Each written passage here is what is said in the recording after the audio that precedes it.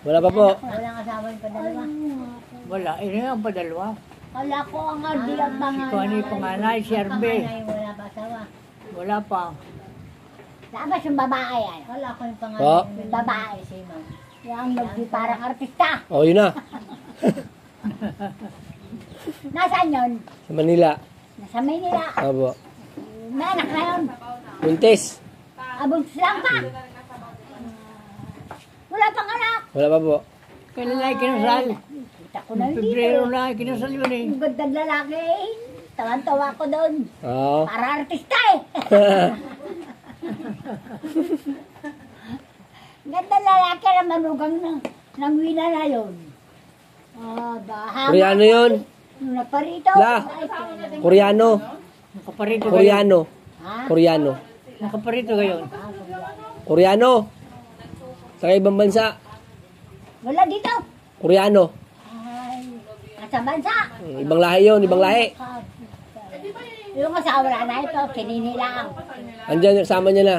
Pati siya kasama. Ay, kasama pala. Oo. Naroon pareho. Andun. Sa Maynila, may trabaho dun eh. Naroon. Opo, andun po. Nabigyan naman. Yun ako. Yung pa rin nasa bansa. Ako, dayos na ang wina ko. Napadalhan na. Kayo nagpagawa ng bahay nga. Akala ko na ito sa Manila. Ang ganda lalaki noon. Para artista yun eh.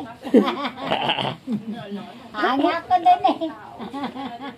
Hanga ko sa bata na manugang ng wina na. Ang ganda lalaki. Nakarating na dito yun. Pero nasa bansa. RJ.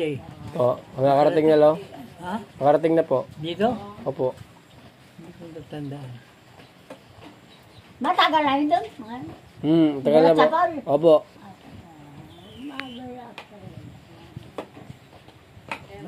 Bait yun ano. Wala.